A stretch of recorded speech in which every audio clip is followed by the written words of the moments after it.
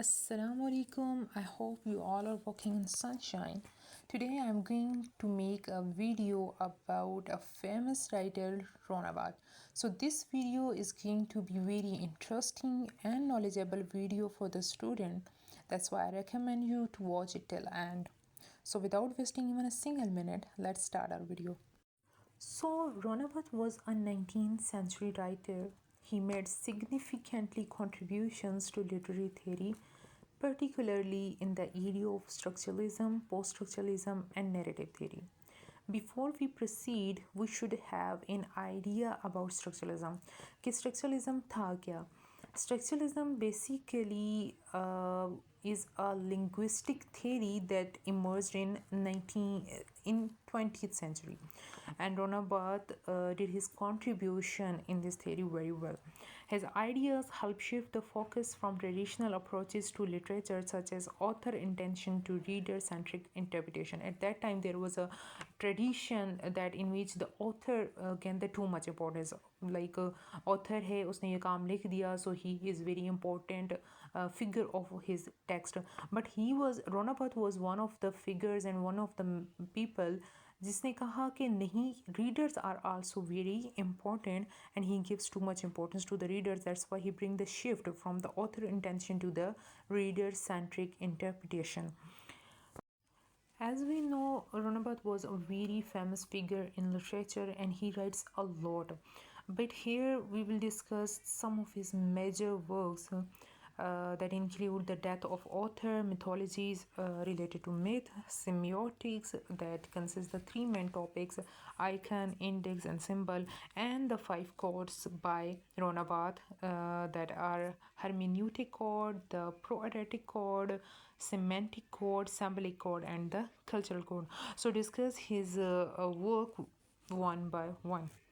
सबसे पहले हमारे पास आ जाता है the death of the author. तो सबसे पहले हमारे पास आ जाता है the death of the author. The death of the author एक बहुत फेमस ऐसे था रोना बार्थ का, जो कि पब्लिश हुआ 1967 में. आगे जाने से पहले कि what will he discussed in this ऐसे, हमें एक चीज़ को समझना चाहिए, और वो क्या कि the death of the author का मतलब हरगिज़ ये नहीं है कि there is no production. But मैंने पहले भी एक चीज़ एक्सप्लेन की थी कि there at that time there was a tradition कि जिसमें ऑथर को बहुत ज़्यादा इंपॉर्टेंस दी जाती थी, and there was a traditional view of the author, like author is the central figure in determining our text message meaning. Rona Barthes was one of them who challenges these ideas. He challenges the traditional view of author as central figure in determining our text's meaning. He argues that the author's intention should not limit the interpretation of a text. दो author is very important, हम इस चीज़ को neglect नहीं करते, author important है, but reader is also very important, and author is the one who is the interpreter of his text as well. So he clearly explained this thing that in the author's intention should not limit the interpretation of the text. Readers are also very important. So उसके हिसाब से the text should be reader centered text, not the author centre text. So इसके death of the author में एक main चीज़ जो हमें देखने में आई थी वो क्या थी? The text should be reader centre text, note the author centre text. In short, he empowers the reader that readers play very important or active role in finding meanings. दूसरे नंबर पे हमारे पास आ जाता है mythologies. Mythologies, you know, related to the myths. Here, Rona Barthes examined contemporary myths, particularly those embedded in popular culture. And जब उसने myths को examine करना शुरू किया तो he started to analyze everyday objects, media and advertisements to reveal the ideological messages hidden within. कि ये जो मिथ्स हैं, ये जो हमारे कल्चर के अंदर एम्बेडेड हो चुके हैं, इनके हिडन मीनिंग बेसिकली क्या हैं. जब उसने इन सारी चीज़ों को एग्जामिन किया, so he argues that what we perceive a natural in culture is after is often constructed by social or political forces. उसका यही कहना था कि जो भी चीज़ें हम लेते हैं एज अ नेचुरल, हम कहते हैं ये तो हमारे कल्चर में, ये तो एक नेचुरल थिंग है, so it is a myth. नहीं, वो ऐसी चीज़ें हैं that are constructed by social और पॉलिटिकल फोर्सेस, मतलब वो सेल्फ कंस्ट्रक्टेड होती हैं, वो नेचुरल नहीं होती। According to him, myth is very important and he assumed that myth possessed a structure like language. उसने कहा था कि myth is a language. Okay जी, जैसे कि हमें पता है कि रोनाबाद did the significant contribution in structuralism, that was a linguistic theory. अब यहाँ पे रोनाबाद ने क्या किया कि he applies structuralist linguistics to cultural phenomena and creating a foundational work for semiotics. As you know, semiotic is basically the study of signs and symbols. अब जब उसने अप्लाई किया स्ट्रक्चरलिस्ट लिंग्विस्ट्स को कल्चरल फिनोमेना के ऊपर, so he creating a foundational work of semiotic, जो कि base करता है 3 बेसिक कंसेप्ट्स के ऊपर, ठीक है। So he build a 3 basic concept of index, icon and symbol. अच्छा, इंडेक्स, आइकन और सिंबल को एक्सप्लेन करने से पहले मैं आपको बहुत इंपॉर्टेंट 3 चीज़ों का कंसेप्ट देना चाहूँगी जो आपको ज़रूर पता होना चाहिए। What is sine, what is signifier and what is signified. ये 3 इंपॉर्टेंट चीज़ें हैं जिनके बारे में आपको पता होना चाहिए। दैट्स वाई आपके लिए आसान हो जाएगा इंडेक्स, आइकन और सिंबल को समझना। साइन क्या होता है? The actual object is a sign. कोई भी एक्चुअल ऑब्जेक्ट है वो एक साइन है। फॉर एग्जांपल चेयर, वो एक एक्चुअल ऑब्जेक्ट है, वो एक साइन हो गया। For example tree, this is an actual object, तो ये क्या हो गया? ये आपके पास साइन हो गया। उसके बाद हमारे पास आ जाता है सिग्निफायर। सिग्निफायर क्या होता है कि the spoken mark of the actual object, the written mark of the actual object. जो एक्चुअल ऑब्जेक्ट, जो साइन हमारे पास मौजूद है, उसकी जो प्रोनाउंसिएशन है, जो स्पोकन मार्क है, that is a signifier. For example, actual object हमारे पास चेयर थी, तो इसको जिस तरीके से मैं प्रोनाउंस करूँगी, जो उसकी प्रोनाउंसिएशन होगी, जो उसका स्पोकन मार्क होगा, वो उसका सिग्निफायर होगा। उसके बाद हमारे पास आ जाता है सिग्निफाइड। सिग्निफाइड क्या है? The concept of the sign और the concept of the object in our mind. एक चीज़ के बारे में जो हमारे माइंड में कंसेप्ट होता है वो हमारा सिग्निफाइड कहलाता है। सो sign is actual object, signifier is the spoken mark, and the signified is the concept in our mind about the object। आगे बढ़ते हैं तो आइकन की तरफ। आइकन के बारे में रोनाबाद का कहना था कि there is a relationship between sign, signifier and signified.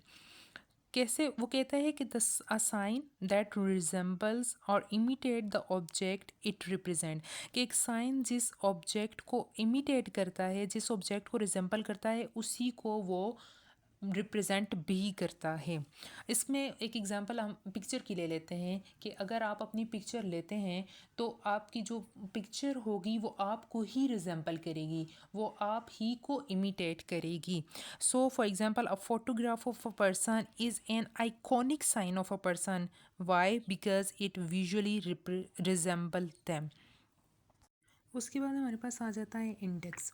Index में उसने कहा था कि there is a concrete relationship between sign, signifier and signified. What he meant by it, a sign is directly connected to its object by cause and effect. कि जो sign है वो अपने ऑब्जेक्ट के साथ डायरेक्टली कनेक्टेड होता है by cause and effect. For example, smoke is an index of fire. ज़ाहिर बात है, जहाँ पे स्मोक है ऑब्वियसली ये बात ज़ाहिर हो जाती है कि वहाँ पे फायर भी ज़रूर होगी। So the presence of smoke indicates the fire, that the fire exist. So sign is directly connected with the object, to its object by cause and effect. और लास्ट हमारे पास आ जाता है सिंबल, कि जिसमें उसने कहा था कि a sign has an arbitrary relationship with object. Icon में उसने कहा था कि साइन रिप्रेजेंट जिस ऑब्जेक्ट को इमिटेट करेगा उसी को रिप्रेजेंट भी करेगा। अगर वो पिक्चर है तो ज़ाहिर बात है आप ही को रिप्रेजेंट करेगी, वो चेंज नहीं हो सकती। इंडेक्स में था कि एक साइन का अपने ऑब्जेक्ट के साथ डायरेक्ट रिलेशनशिप होता है, जैसे एक स्मोक और फायर का रिलेशन है कि स्मोक जो है, जहाँ पे स्मोक है ज़ाहिर बात है वो इंडिकेट करता है कि वहाँ पे फायर पे मौजूद होगी। सिंबल में वो कहता है कि आपके पास आर्बिट्रेरी रिलेशनशिप होता है साइन और ऑब्जेक्ट के दरमियान। फॉर एग्जांपल फ्लैग है, so flag is a symbolic value, ये आर्बिट्रेरी आपके पास जो है रिलेशनशिप है, ये किसी भी टाइम चेंज हो सकता है। I hope you got these points. उसके बाद हमारे पास आ जाते हैं 5 कोड्स ऑफ रोनावाट। सबसे पहले हमारे पास आ जाता है hermeneutic code, and hermeneutic code is related to suspense. It related to the elements within the text that creates the suspense or that create the mystery in a story. So hermeneutic codes are related to the elements that creates the suspense or that creates the mystery in the story. Then we have proeretic code, and proeretic code is also known as the action code. अब इसमें क्या होता है कि actions are very important. अब जारी बात है जिस स्टोरी के अंदर, जिस नॉवल के अंदर, जिस मूवी के अंदर आपके पास एक्शन नहीं होंगे, so without the actions everything will be dead. So actions are very important. अब इन्हीं एक्शंस की बिना पर आपके प्रेजेंट एक्शंस को देखते हुए एक रीडर या एक देखने वाला फ्यूचर एक्शंस को की प्रिडिक्शन कर होता है। फॉर एग्जांपल अगर आपके पास एक चेस केस आ जाता है इन अ मूवी, तो उन एक्शंस को देखते हुए एक रीडर या एक देखने वाला वो प्रिडिक्ट कर होता है, अच्छा अब ये जो है ना पकड़ा जाएगा, ये भाग जाएगा। सो एक्शंस इंपॉर्टेंट होते हैं इन प्रोएरेटिक कोड के अंदर। देन हमारे पास कल्चरल कोड आ जाते हैं। कल्चरल कोड में हमारे पास आ जाता है मीनिंग रेस्ट इन कल्चर्स, और कि what are the specific meaning that embedded in our culture. Then we have the semantic code, and semantic codes में हमारे पास important जो है वो connotative meanings है। एक हमारे पास होते हैं literal meanings और एक होते हैं connotative meaning। literal meanings for example एक bird है, तो bird का literal meaning हमारे पास animal होगा, एक परिंदा जिसके 2 पर हैं और वो उड़ सकता है। लेकिन कॉनोटेटिव मीनिंग्स जो हैं वो हिडन मीनिंग्स होते हैं। फॉर एग्जांपल हमारे पास एक स्टोरी के अंदर एक बर्ड को यूज़ किया गया है, सो उसको कैसे एज अ मे बी उसे as a symbol of freedom use किया गया हो, मे बी उसे as a symbol of hope use किया गया हो। सो सिमेंटिक कोड में कॉनोटेटिव मीनिंग्स को देखा जाता है। Connotative meanings are very important. Last में हमारे पास आ जाता है symbolic code, and the symbolic codes are refer to the symbolic meanings. For example हमारे पास फ्लैग है, तो फ्लैग के साथ फ्लैग एक सिंबल है हमारे पास किसका, पेट्रोटिज्म का। आप फॉर एग्जांपल आप फ्लैग को अपने मुल्क के फ्लैग को देखते हो तो ये आपके अंदर एक पेट्रोटिज्म के जज्बे को उभारता हो। सो इसमें हम फ्लैग की एग्जांपल भी ले सकते हैं। सो ये थी हमारी आज की वीडियो, जिसमें मैंने रोनाबाद की कंट्रीब्यूशन को बहुत आसान वे में और बहुत शॉर्ट वे में एक्सप्लेन करने की कोशिश की। अगर आपको ये वीडियो पसंद आई हो तो काइंडली मेरी इस वीडियो को लाइक कीजिएगा और मेरे चैनल को सब्सक्राइब भी कीजिएगा। Thank you very much.